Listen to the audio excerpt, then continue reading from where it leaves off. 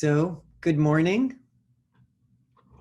My name is Musho, also known as Rodney Greenblat, and I'm a senior student from the Village Zendo, and also the leader of the Catskill Zen Circle. I'm Zoom casting to you this morning from downtown Catskill, New York. And deep thanks to all of you that are attending. I see we have 51 people. That's really wonderful. Thank you for coming. I'm very, very pleased to be here today. To be able to give a Dharma talk today on my 60th birthday. My birthday has often occurred during our summer retreat. And I've spent many hours in meditation during my birthday because we were together on our summer retreats in the country. And birthday is a great day for meditation and contemplation. On one very memorable occasion, our deaf Dharma brother Ocean, he conducted my birthday party in silence using sign language to sing the birthday song, which was very fun. I think some of you might have been there for that very memorable birthday party. I want to shout out to my Dharma brother Rinsho David Solomon, whose birthday is tomorrow. And we often celebrated our birthday in silence at the retreat. So I feel very fortunate to have made it to 60 years old. Our Zen practice makes it very clear to never take any part of your life for granted and to appreciate your life in every moment, even when it is difficult or you feel old. As Ryotan Roshi said in one of his talks, if you are lucky, you grow old, become sick, and die. This charming Zen saying has stayed with me for many years, and I feel very lucky. So birthday celebrations are basically the anniversary of your birth, which is kind of a random day. And I was thinking it's a lot more memorable for your parents than it is for you. Shout out to mom and dad, wherever you are. And in that case, a birthday is really a day to say goodbye to the years that have passed and to appreciate now and to salute the future, whatever it may be. In a Zen way, it would be a good idea to celebrate your birthday every day. To be born fresh every day would be wonderful. And actually, that's actually what happens. Every morning we wake up and it's a new day. So happy birthday. It is a birthday every day, a quiet birthday every day, and maybe one without a cake. Which brings me to the title of my talk this morning, Painting of a Birthday Cake. So every summer, as I've said, we have these intensive practice periods, and we usually have had them at residential retreat centers. But this year we had to have our summer Ango on Zoom, and it went very, very well. I thought it was wonderful. I attended a couple of the workshops and some of the meditation, and it was just beautiful, considering the circumstances. Every year, we feature a different classic Zen text to study. And this year, it was Dogen's essay, Painting of a Rice Cake. And you can find a link on our website to see a PDF of the essay.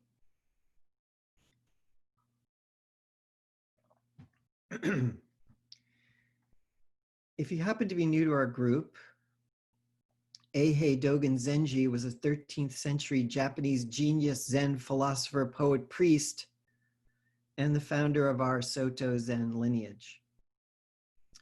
So this summer, all the wonderful talks that were given by our teachers were focused on that particular text. And you can also listen to all the talks on the Zendo's website or on our fabulous YouTube channel. So a lot has already been said. In fact, everything you need to know about Dogen's painting of a rice cake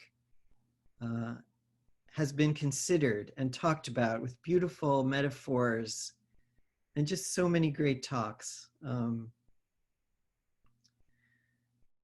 Talks by professors and roshis and senseis, and just amazing talks by senior students. So it's actually completely covered. Everything you need to know about this essay has already been said. But unfortunately, I have a few more words to add, at least from the point of view of an artist who has painted many rice cakes over the years. In my way of thinking, Dogen's painting of a rice cake urges us to look at all of reality in a radically different way. For me, this essay is an illustration and an instruction on how to live life as liberation right now. Not liberation in the future, but liberation right now. The essay starts out with a quote from another ancient teacher who told his troubled student, "A painting of a rice cake does not satisfy hunger." I think he was telling his student, if you are hungry, you cannot eat a painting of a rice cake, meaning that all the study in the world, all the rituals and scriptures that you can memorize, the years of meditation you may suffer through, will not bring you enlightenment. It's a hard lesson. It made me think of my own experience of art making, like all of art school, all of the techniques and all of the understanding of the work of brilliant artists of the past and contemporary artists, knowing how the art world works, knowing all that does not make you an artist, unfortunately. There is a lived experience that is necessary. So in this way, a painting of a rice cake does not satisfy hunger. It makes a lot of sense.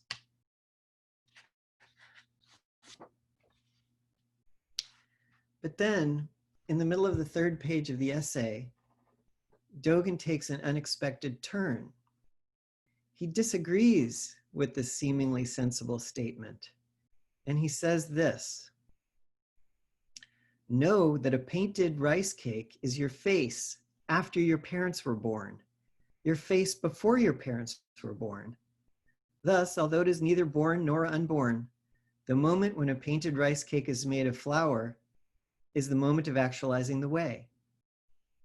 Do not see this moment as affected by the limited view that a painted rice cake comes and goes. Wow. It's an amazing paragraph, and I think you could study that for years if you wanted to. I think what he's saying here is, I think Dogen is asking us to expand our limited view. We have to realize that the painting is actually made of flour, and it nourishes. It isn't special or separate because it is a painting. It exists together with all things. I think that this is a completely holistic view of reality. It's amazing. And he goes on to say,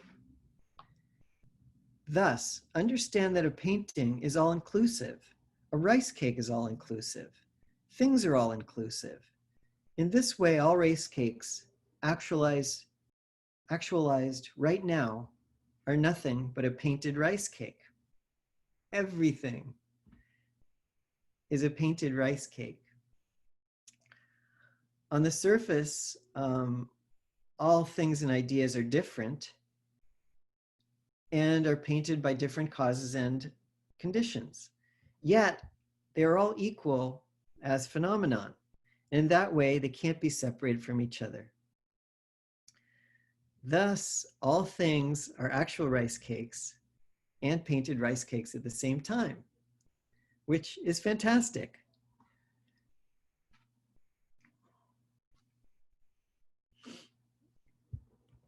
As we approach our elections here in the United States in the year 2020, there's been a lot of talk about radicalism. Radicals on the far right and radicals on the far left. They see their ideologies as very real, righteous, and unchangeable. And the middle ground has become very, very narrow. As a student of Zen, I see Dogen's teaching as more radical than any radicals on the political right and left. Dogen presents us with a view of reality that is much wider than right and left. The beliefs of Democrats are paintings of rice cakes, and the beliefs of Republicans are also paintings of rice cakes. Both contain ingredients that include all the endless causes and conditions. Both are real, and both are unreal. Dogen is very fair, and he says that all the myriad things are equal as phenomenon. But at the same time, he says each has its own endless differences.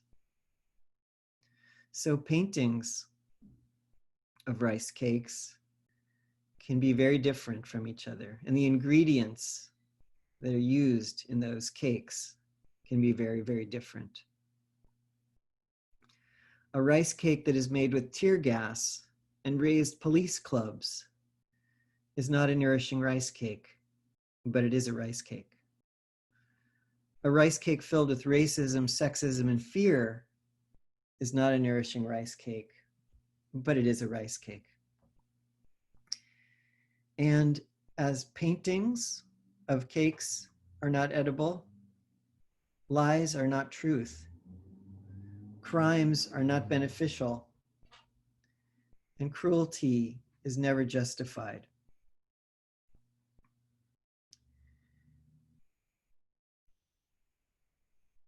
In this reality of equal phenomenon and vast differences, Dogen is allowing us to take responsibility. He's allowing us to be curious. He's allowing us to experience the interdependence of all things. Dogen is pleading for us to be free from conventional thinking and extremes.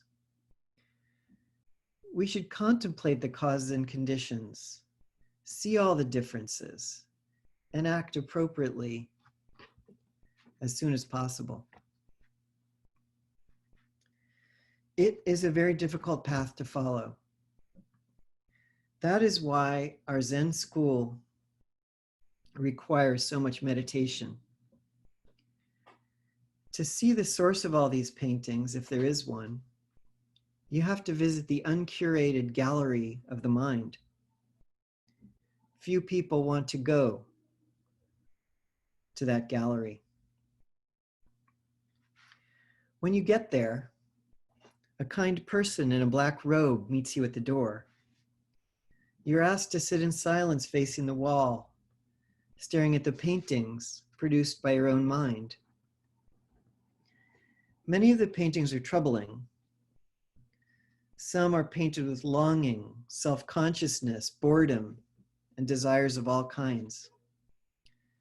Sometimes video art is shown, projected on the wall, showing a repeating clip of something foolish that you did in the past, over and over again.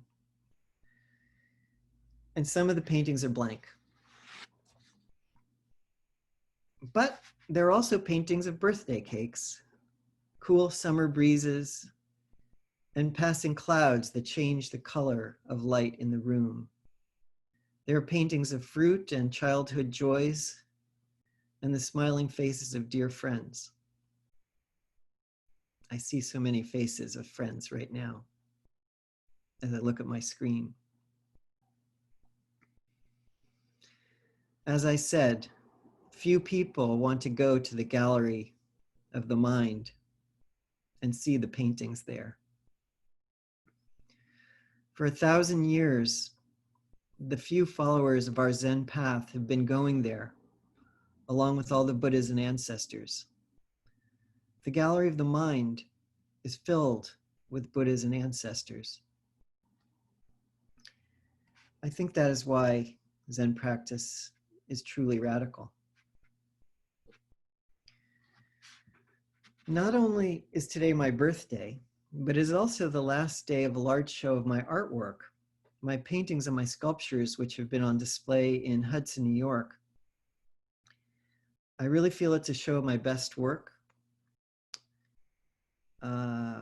but attendance has been severely hobbled by the virus crisis. But in any case, I think that it has been a nourishing show for everyone that has seen it. I've posted the works on my website, and I have had just a bunch of professional photos of the installation taken so you can actually see what the show looked like. And today is the last day. So studying Dogen's painting of a rice cake over this particular period of my life has been very inspiring. I think there's a boundlessness to what Dogen is suggesting. And for myself, I feel now there's no reason for my artwork to be tethered to any conventions or previous ideas. There's no limited view that I need to follow.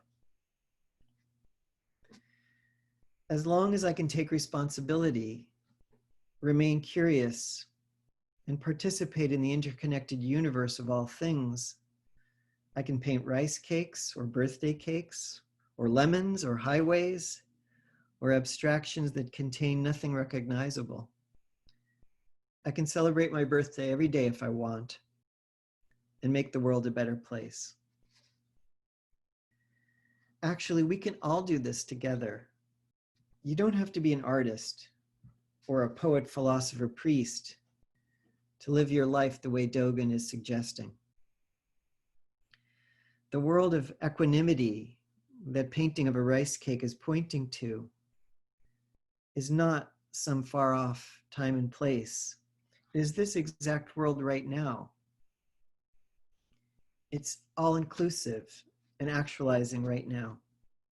It's ordinary, radical, and very beautiful. But I wondered, how can words written in 1242 by a Japanese Zen philosopher priest help us here in the year 2020? Our country is torn apart by the pandemic virus. For so many, the economy is crumbling and the culture war rages on. Of what possible use could sitting and staring at the wall be, watching the infinite rice cakes appear and disappear? To notice that they appear and disappear is the use. To have the quiet time to take some kind of step back that allows us to notice the functioning of our mind with all its beautiful cakes and ugly cakes is exactly what is needed in this world right now. We all want to take action. Some of us are fighters and some of us are healers. We have teachers, technicians, musicians, professionals, poets, painters, and parents in our group, and many others. And so many of us want to do what's right and true. Our practice gives us the chance to look into our minds and see the source or not of all the suffering in this world. Our practice gives us the ability to notice that the world is painting us as we paint the world at the same time. The paintbrush that Dogen has handed us is useful and needed more than ever. To end, I've written a little birthday poem.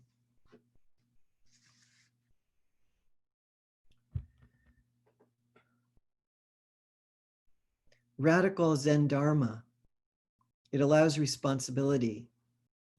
It allows interdependence. It allows curiosity. A subtle liberation from conventional thinking. Reaching 60, an eagle flies over the creek. A pigeon flies over the creek. A painting of a birthday cake is nourishing. The paintbrush turns into an iron staff, or a lump of clay, or a blade of grass. Thank you for listening.